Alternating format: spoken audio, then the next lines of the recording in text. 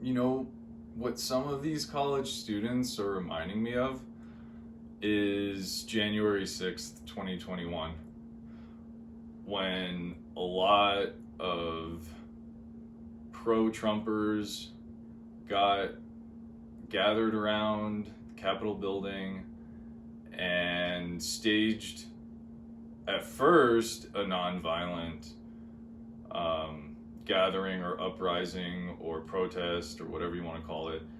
And then shortly after, they staged what could be considered a more violent uprising.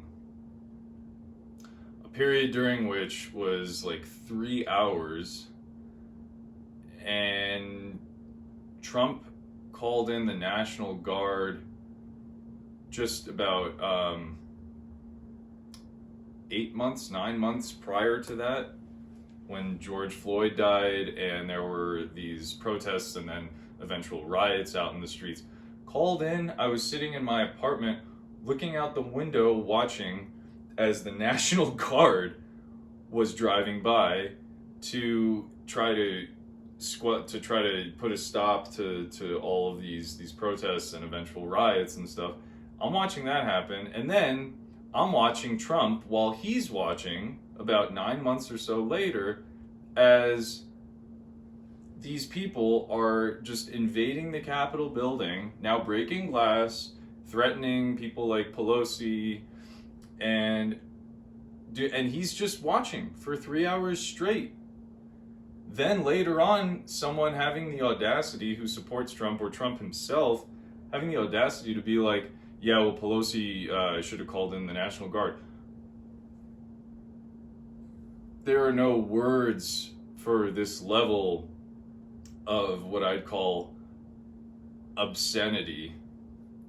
It's the combination of absurdity and obscenity. I know, it's smart. I know. I'm smart. So, that's what it is. And so there's no, it's unconscionable that you could have, enough people to just allow that to happen and to not go beyond. Now, that's what tyranny looks like. When you allow, you don't get together with other people. See, that's the problem, is you let one person have all this power.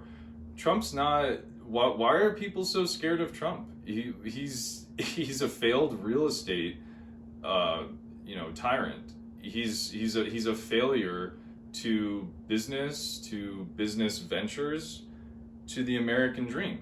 He's a complete failure. And so when it's all for show, and when he's got his Celebrity Apprentice nonsense on television, it's a hey, look at me, versus, which is just a distraction, versus look at what's actually happening, which is, yeah, I had to just screw my taxes and fabricate everything because I'm a failure.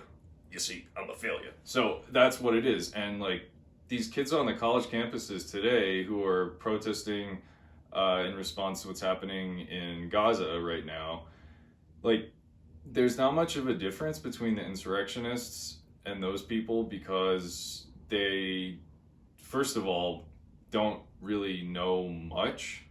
And when I say much, I mean specifically, they don't have information that is actually matching, what's in their brains, which isn't much, but what is in their brains doesn't even match what's happening. For example, if I were to say, I have 10 fingers on my one hand, you'd look at me like I'm bonkers. Well, because, yeah, nobody would say that. That's ridiculous, right? So, but that's what these people are doing. They have false information. They have numbers they're getting from Hamas themselves. And so, in reality, they're using false information, propaganda, and weaponizing it. And that's exactly what happened on January 6th. You had a group of individuals, pro-Trumpers, do anything and everything, would die for Trump, apparently. And so there's no real conversation to have. The idea that a school administrator is going to negotiate with any of these students about anything is just beyond preposterous. And it's so funny to me. It's the whole thing is just it's a comedy show taking place in college campuses. The idea that if Columbia, let's just take Columbia as one example. If Columbia and other private schools. Let's say, like, you know, a dozen private schools in the United States of America were to withdraw $1 million each, so that's now a total of $12 million from Israeli companies, or from companies that do business with Israel that aren't necessarily rooted in Israel, but let's say a company such as Google or Caterpillar or Starbucks or whatever, I don't know any of the companies that they're calling for, but whatever they are, let's just pretend $12 million now defunded. Do you really think that's going to have any impact on whether Netanyahu tomorrow says, gee, yeah, I think we'll pull out of Rafah now because the students are making a big scene on campus?